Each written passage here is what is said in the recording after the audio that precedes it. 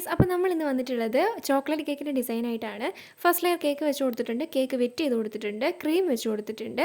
ഫില്ലിങ്ങിനായിട്ട് നമ്മൾ ചോക്ലേറ്റിൻ്റെ ചിപ്സും അതുപോലെ കണ്ടൻസ്ഡ് മിൽക്കുമാണ് ഒഴിച്ച് കൊടുത്തിട്ടുള്ളത്. സെക്കൻഡ് ലെയർ കേക്ക് വെച്ചിട്ടുണ്ട്, സെയിം സ്റ്റെപ്പ് തന്നെ നമ്മൾ കേക്ക് വെറ്റ് ചെയ്തിട്ടുണ്ട്, ക്രീം വെച്ചു, ഫില്ലിങ്ങിനായിട്ട് കണ്ടൻസ്ഡ് മിൽക്കും ചോക്ലേറ്റ് ഡാർക്ക് ചോക്ലേറ്റിൻ്റെ ചിപ്സുമാണ് ഇട്ട് കൊടുത്തിട്ടുള്ളത്. ശേഷം നമ്മളിപ്പോൾ തേർഡ് ലെയർ കേക്ക് വെച്ച് കൊടുത്തിട്ടുണ്ട്.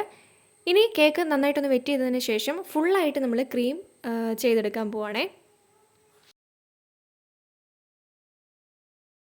ഫുള്ളായിട്ട് ക്രീം വെച്ചതിന് ശേഷം നമുക്ക് നന്നായിട്ടൊന്ന് ക്ലിയർ ചെയ്തെടുക്കാം. അതിനുശേഷം നമ്മൾ സൈഡിൽ ലൈൻ ചെയ്ത് കൊടുത്തിട്ടുണ്ട് കേട്ടോ. ഇനി നമ്മൾ മുകളിൽ റോസറ്റ ഫ്ലവർ വെച്ചിട്ടാണ് ഡിസൈൻ ചെയ്യുന്നത്.